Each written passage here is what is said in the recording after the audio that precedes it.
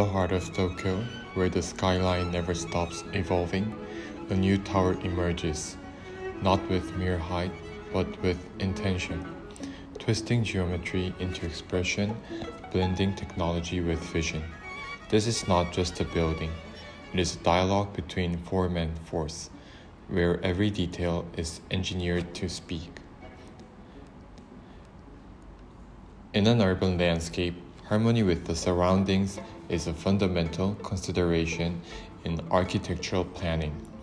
From the earliest design stages, this begins with the massing and extends to the facade skin. The mass of the Toranomon Hill Station Tower is composed of two geometric trapezoidal forms, placed side by side with the space between them forming a twisted surface. This surface is not a three-dimensional high-performance shell, but rather resembles a hyperbolic paraboloid, challenging the application of traditional curtain wall systems. It functions as a curtain wall that does not bear stress in the direction of the curve, distinguishing it from a standard shell structure. Observing the curvature of the twisted surface, one can see that it is not a flat shape but a curved one with various radii, making the application of a curtain wall difficult due to the trapezoidal slope and torsion. OMA, Arup, and YKK AP addressed this through a unitized curtain wall system and the geometric grid. Rather than using curved glass over the entire surface, which is impractical both in terms of construction and cost, the team adopted a unitized curtain wall approach. These panels are prefabricated in a factory and installed on site, enabling faster construction, uniform quality, and excellent airtightness and waterproofing. To maximize efficiency, the curtain wall units are standardized and modularized. The building was divided using a consistent grid. Along the twisted surface, the unitized curtain wall panels are gradually set back or angled as needed. This creates a three-dimensional grid where the twisted surface is formed by a series of flat unit panels. Despite resolving the overall form through the grid, challenges remained in applying the curtain wall to sloped areas. In these areas, curtain wall connections use traditional metal anchor systems. However, when the upper floor is narrower than the lower floor, anchors cannot be fixed to a flat slab. Instead, precast concrete slabs with indents are extended inward, and the anchors are embedded within these recesses. This prevents additional load on the internal structure and aligns the curtain wall vertically with the slab's normal. Finally, louvers are installed to emphasize the continuity of horizontal lines across the facade, completing the design. Arup, a global leader in architectural and engineering consulting, played a key role in resolving the challenges across the building. Their approach emphasizes structural stability, energy efficiency, and construction feasibility through building information modeling. While detailed optimization data for Toranomon Hills is unavailable, Arup's process can be seen in other projects. In the 2022 MVRDV project, The Valley, Arup Amsterdam supported planning from the early stages, optimizing design variables like floor area ratio and view corridors using Rhino and Grasshopper. Structural optimization followed suit, with BIM tools like Rhino, Revit, and Grasshopper used in parallel. For facades, this allowed for irregular yet standardized units to be produced. The final models were analyzed using Revit for structural and MEP integration, enabling accurate construction documentation. A notable example is the Greenland Hangzhou Center, where Arup collaborated with SOM. In this project, the draped facade between twin towers was affected by structural parameters such as load, displacement, and wind direction. Design decisions were driven by early-stage structural analysis. Mathematical surface equations were used to model tensile structures, with MATLAB employed for detailed calculation.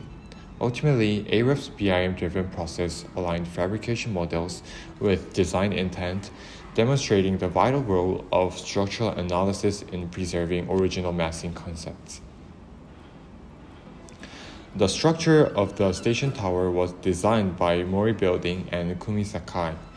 The office span features as an asymmetrical profile, widening from the lower to higher floors on the east and narrowing on the west. To match this, inclined columns were used, with vertical continuity from the seventh basement to the foundation. Finite element analysis of beam column joints similar to these inclined columns revealed potential for added deformation at the beam's flange and web. Axial forces from the slanted columns influence buckling points which vary with the angle of inclination.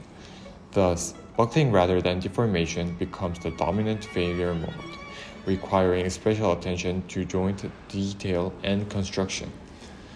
Construction followed several steps. Prefabricated members were delivered and lifted by crane. Accurate layout ensured proper angle and position. Temporary bracing prevented distortion. High-strength bolts enabled preliminary assembly. Final connections were welded and non-destructive testing ensured quality. Traditional H-beams are susceptible to buckling along the weak axis. To address this, composite CFT columns were used in the underground structure. The station tower employs a hybrid of CFT and steel frames.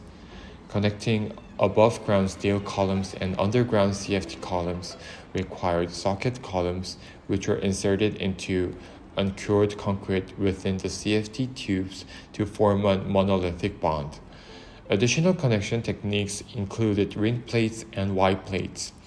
Variable section steel beams spanned between composite CFT columns, optimized for maximum moment and efficiency. Japan, a country prone to frequent earthquakes, demands robust seismic design for high-rise buildings and infrastructure. Following the 2011 Great East Japan earthquake, advanced technologies like HIDAX and EDEPS were developed and implemented in projects like Toranomon Hills. HIDAX is a seismic and wind vibration damper developed by Kojima in 1995. The latest version includes VERS, a vibration energy recovering system that stores energy in auxiliary tanks, improving efficiency against strong quakes, wind, and long-duration tremors. Performance test shows it is 6 times more effective than conventional oil dampers. Simulations on a 35-story model showed sway was halved and damping duration reduced to 1/9.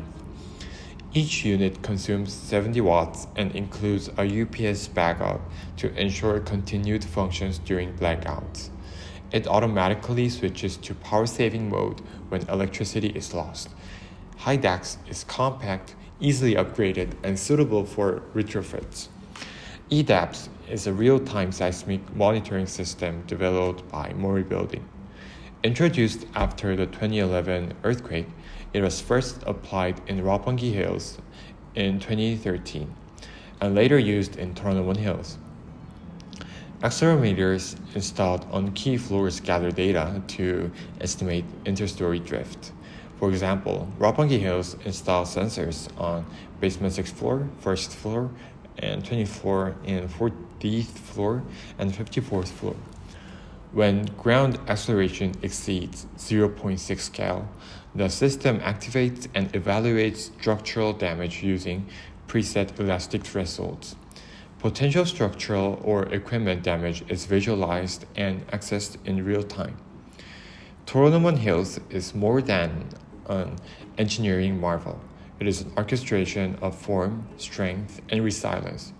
It listens to the wind, it braces for the earth, and it rises not just as a tower but as an idea of what architecture can become when precision meets poetry.